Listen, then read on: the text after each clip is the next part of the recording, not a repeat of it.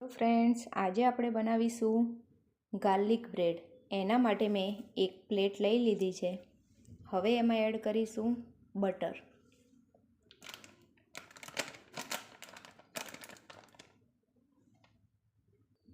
હવે એમાં એડ કરીશું 1 ચમચી લસણ.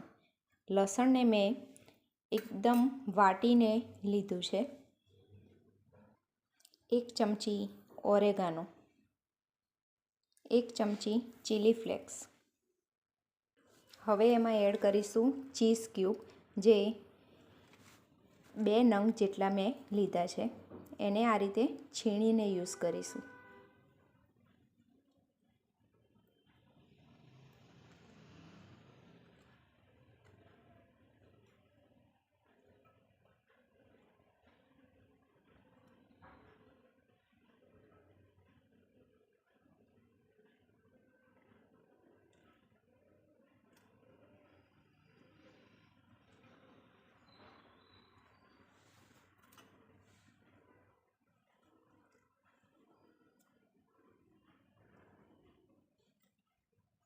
ઉપરથી એડ કરીશું લીલા ધાણા. બધી વસ્તુને ચમચીથી મિક્સ કરી લઈએ.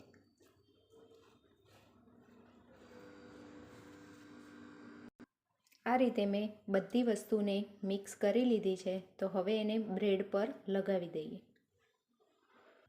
અહીં મેં 5 જેટલી બ્રેડ લઈ લીધી છે. તો આ રીતે ચમચીની મદદથી એના ઉપર લગાવી દઈશું.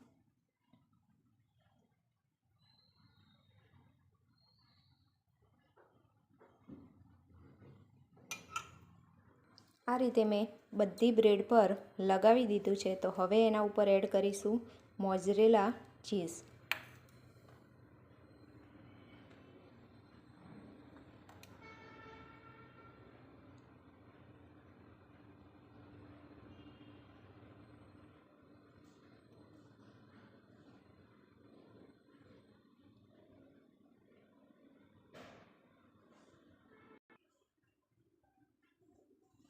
આ રીતે મેં બધી બ્રેડ પર ચીઝ લગાવી દીધું છે.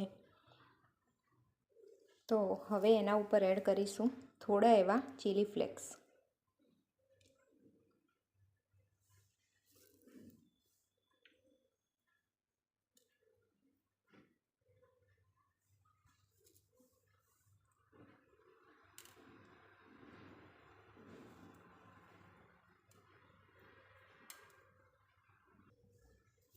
ઓરેગાનો.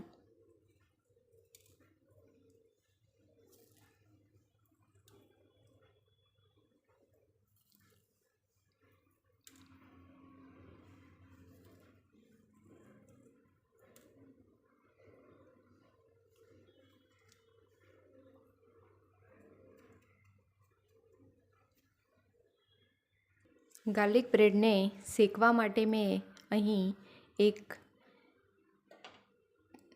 ઢોસાનો જે તવો આવે છે એ મેં લીધો છે. એને ગરમ કરવા માટે મૂકી દઈએ.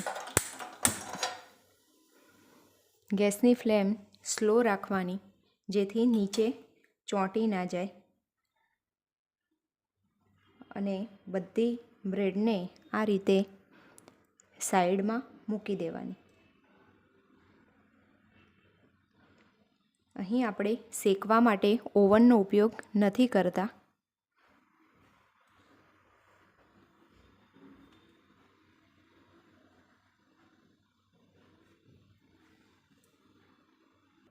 એની ઉપર ઢાંકવા માટે આ રીતનું મોટું વાસણ લઈ લઈશું અને એને આ રીતે ઢાંકીને થવા દઈશું. જ્યાં સુધી ચીઝ મેલ્ટ ના થાય ત્યાં સુધી એને થવા દેવાનું. અને ગેસની ફ્લેમ સ્લો જ રાખવાની, જેથી નીચે ચોંટે નહીં. તો ગેસની ફ્લેમને બંધ કરી દઈશું અને ખોલીને ચેક કરી લઈએ.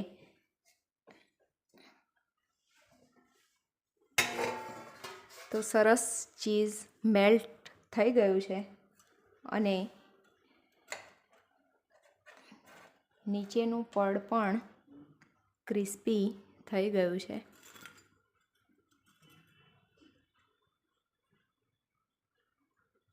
તો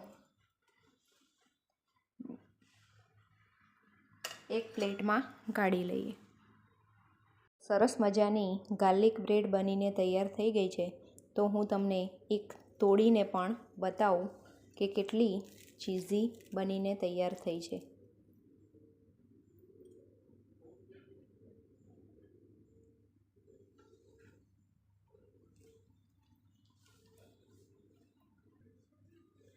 તો તમને મારી આ રેસીપી ગમી હોય તો મારી ચેનલને લાઈક, શેર અને સબસ્ક્રાઈબ કરવાનું ના ભૂલતા.